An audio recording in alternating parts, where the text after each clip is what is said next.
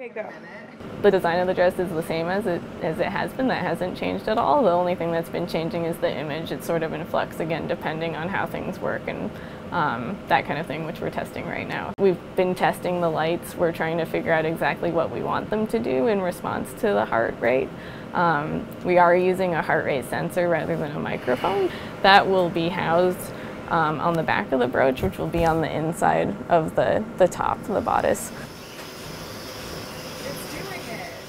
As someone who does costume production, it is a very collaborative process all the time, so I'm always working with a designer and other makers. You know, we divide things up into specialties so that you can accomplish something in the best way possible. So this is a very familiar scenario to me, but it's also even more exciting because it's such different specialties working together to create something new.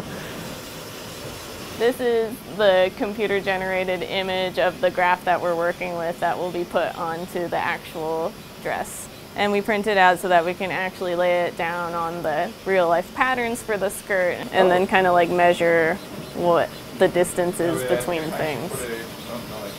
David is sort of like our software engineer, graphic designer in working on this image, so we can go back and forth with him. For example, I'll like show him on the floor, this is what my pattern looks like and this is what that picture looks like printed on it, and I want to tilt it like this and we have to divide it here, and he's like, okay, let's figure out how to do that, and we measure it and kind of put it in. So each of the clusters is one of the colleges. The size of the cluster is sort of the population of the college, and then the lines connecting two clusters represent how many credit hours students in these colleges take in the other college. And so the sort of the thickness of this group of lines here means more credit hours. You have to just rotate your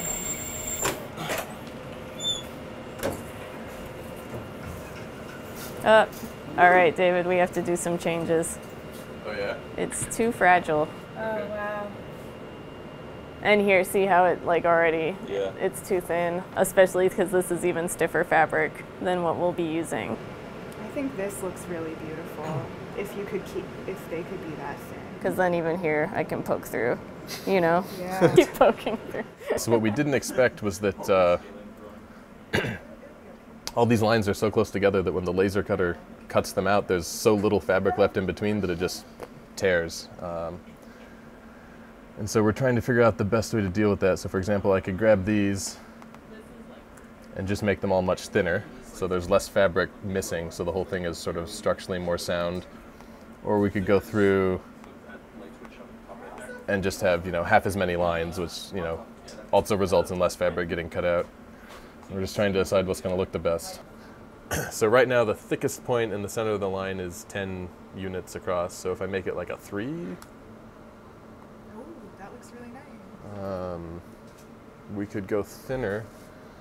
What does a 2 look like? Once we can get the skirt cut out, I can actually start like putting the skirt together.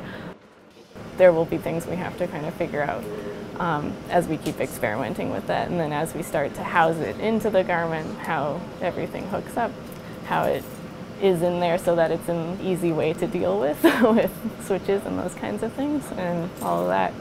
So, yeah.